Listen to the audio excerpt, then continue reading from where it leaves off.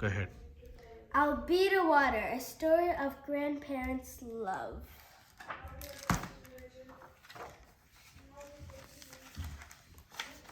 I'll Be the Water, a story of grandparents' love. Alice Aspinwall, illustrated by Nicole Wong. Tilbury House Publishers, Thomaston, Maine.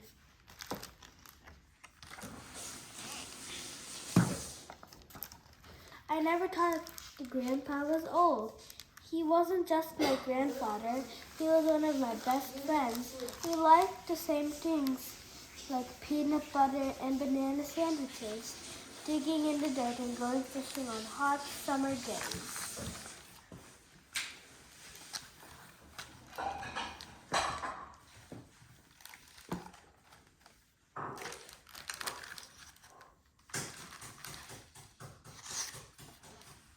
Sometimes we pretend his old car was a submarine and looked for pirates or sunken treasure. It didn't matter where we went because every place became an adventure with Grandpa.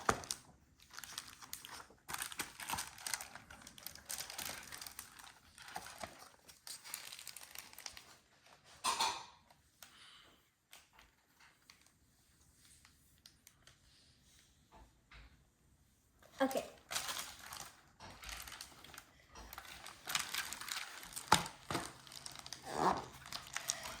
Grandpa knew a lot about everything.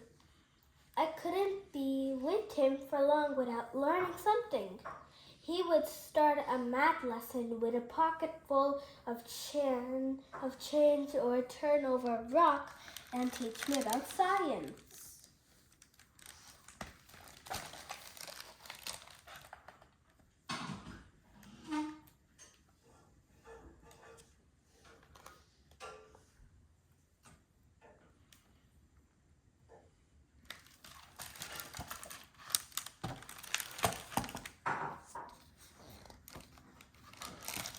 Most of all, Grandpa and I loved to go fishing. We didn't care if we caught anything. Grandpa made me the captain of our boat. He made me feel like I could do anything I set my mind to.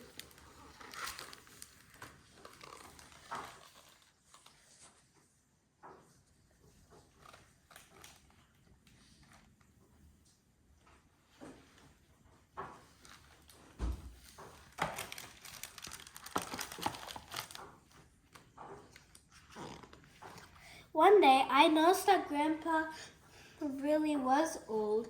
I saw his wrinkles for the first time, like his skin had grown too big for his face. Then I saw Grandpa's hands shook when he put a worm on my fish hook. And he got up a little slower after we'd been digging in the garden.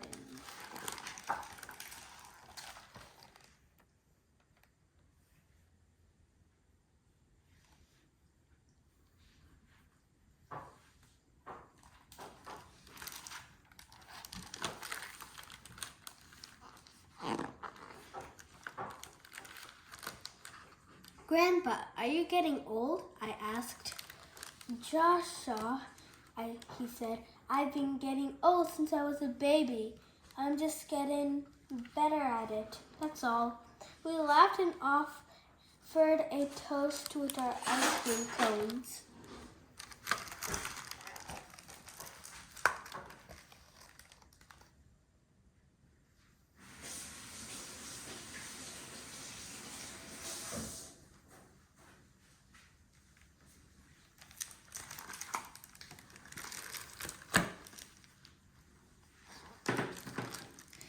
But then Grandpa went to the hospital. He said it is just for tests, but I feel scared. Grandpa, I said, I wish you weren't so good at getting old. He smiled and said, I always have been an overachiever.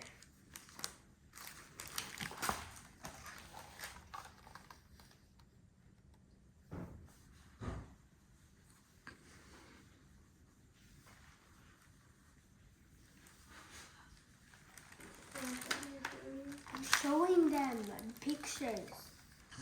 We usually do that. I asked my parents, what if Grandpa doesn't get better?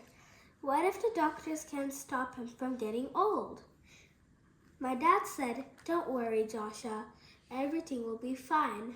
But Dad had said the same thing when my best friend Kenny moved away and when my dog Barker died. And those things are definitely not fine. Oh yeah.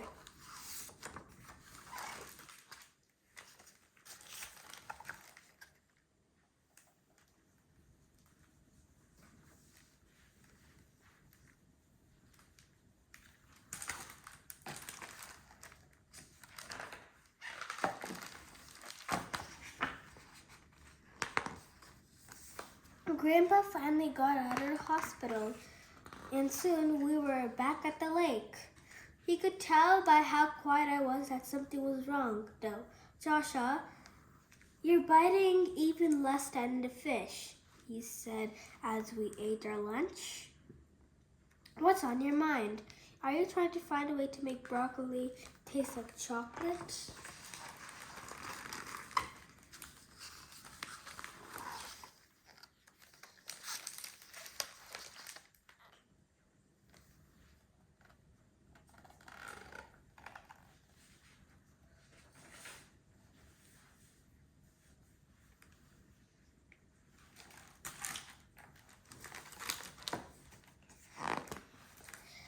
I never could keep a secret from him, so I asked, are you afraid of dying, Grandpa? Grandpa laughed and said, you know, Joshua, nobody really knows what dying is like because nobody ever lives to tell about it. But I'm not afraid of dying. I still feel close to loved ones who have passed on before me, like your grandma. I don't think of her as being gone because each memory of her is like a special gift I can unwrap again and again. That's a gift I want to give you too.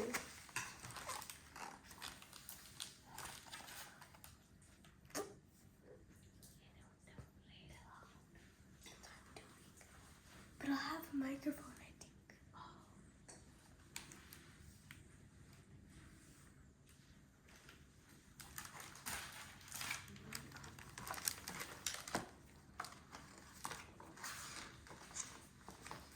You know, he said, I was about your age when my daddy died in a train accident.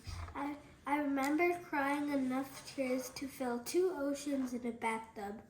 He had promised us kids that he would always be there for us. I thought he had broken his promise when he died. It seemed like all the frogs and birds on the lake grew quiet to listen to Grandpa.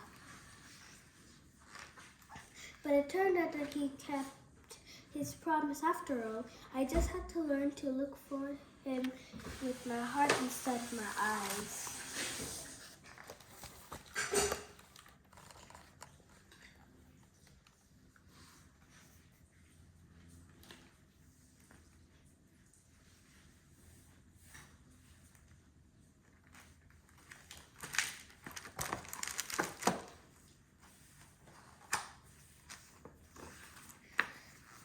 Think of it this way, he said. Today, you and I are like 2 fish swimming together in this lake.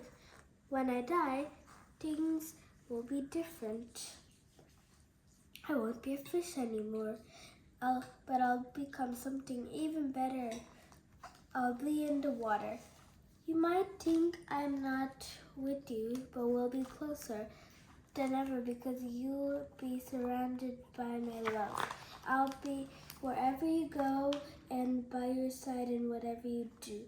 I thought about the fish and the water beneath our boat and about Grandpa and me. Then I began to understand.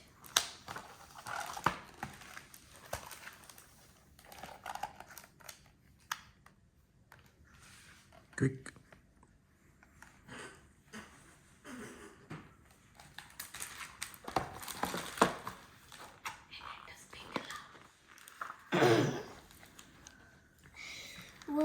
be there if I get into trouble at school? I asked. I'll be there, he said. What if I have to go on stage in front of everyone and play the piano? I'll be in the front row. Can you help me on my math tests? Grandpa laughed. I've never been much of math, Joshua, but we'll give it a go. We laughed a lot that afternoon, and even though we didn't catch a thing, it was the best fishing trip we ever had.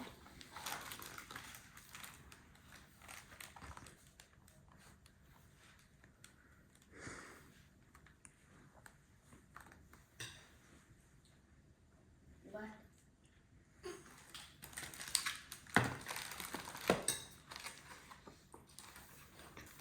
It was also our last fishing trip. Grandpa went back into the hospital soon after, and the doctors weren't able to fix him. When my parents told me that Grandpa had died, I cried enough to fill 3 oceans and 2 bathtubs. I heard inside for a long time, but then I began to see with my heart instead of my eyes, and I didn't feel so alone. As I grew older, I could see that Grandpa had kept his promise. His last gift to me was one that would always be there.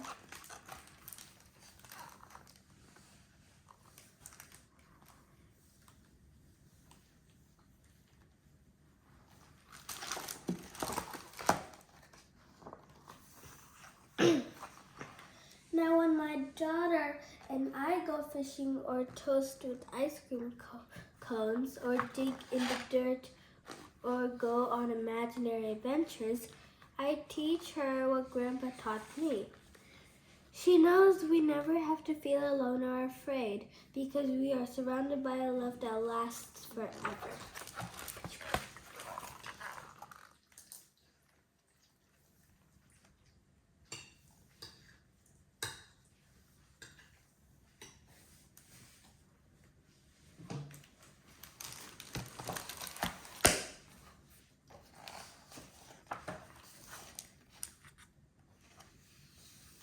For all who have been our past mentors, remain our ever-present guides. It's done.